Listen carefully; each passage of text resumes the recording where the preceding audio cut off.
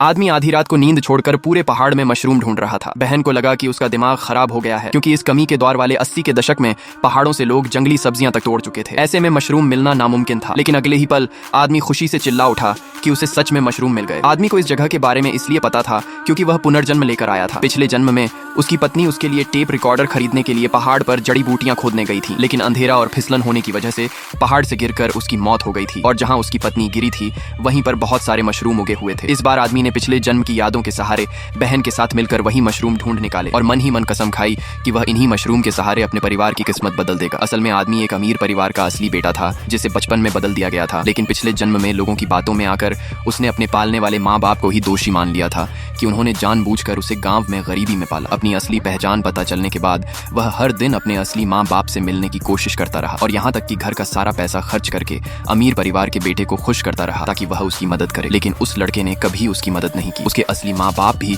उसे गंवार और अनपढ़ समझकर अपनाने को तैयार नहीं हुए, जबकि उसके पालने वाले माँ बाप उसके लिए सब कुछ कुर्बान करके आखिर में भूख से मर गए। इसलिए आदमी पूरी जिंदगी पछतावे में जीता रहा। लेकिन भगवान ने उसे एक और मौका दिया और वह 10 साल पहले उसी दिन वापस आ गया जब वह अमीर परिवार से मिलने गया था। इस बार उसने अपने असली माँ बाप की नफरत देखकर उनके बेटे की पिटाई कर दी और जमीन पर फेंके गए तोहफे उठाकर तुरंत घर लौट आया, क्योंकि उसे याद था कि इसी समय उसकी पत्नी फैक्ट्री में घायल होकर पैर तोड़वा चुकी है। घर पहुंचते ही उसकी माँ ने बहन के हाथ से अंडे लेकर उसे खाने को दिए। आदमी को तब एहसास हुआ कि उसके पालने वाले माँ बाप ने हमेशा उसे अपने बेटे से बढ़कर प्यार दिया था, जबकि खुद फटे कपड़े पहनकर रहते थे। यह सोचकर आदमी की आंखें भर आईं और उसने कसम खाई कि अब वह पूरे परिवार को खुशहाल जिंदगी देगा। तभी कमरे से पत्नी की खांसी की आवाज आई। अंदर जाकर उसने देखा कि पत्नी को तेज बुखार है और हालत बहुत खराब है। वह तुरंत उसे अस्पताल लेकर गया, जहां डॉक्टरों ने ऑपरेशन किया। डॉक्टर ने कहा कि बीमारी बहुत बढ़ चुकी है और पूरी तरह ठीक होने के लिए महंगी विदेशी दवा लगानी पड़ेगी, जिसका खर्च आम आदमी नहीं उठा सकता। लेकिन आदमी ने बिना सोचे तुरंत इलाज के लिए हामी भर दी। उसकी माँ ने भी अपनी सारी जमा पूंजी निकालकर डॉक्टर को दे दी, लेकिन इलाज के लिए कम से कम 300 रुपए चाहिए थे। घर की बड़ी बहू गुस्से में कहने लगी कि घर का सारा पैसा पहले ही आदमी खर्च कर चुका है, अब दवा के लिए पैसे कहां से आएंगे। पत्नी ने भी इलाज से मना कर दिया और कहा कि वह लंगड़ी होकर आदमी पर बोझ नहीं बनना चाहती। लेकिन आदमी बिना कुछ बोले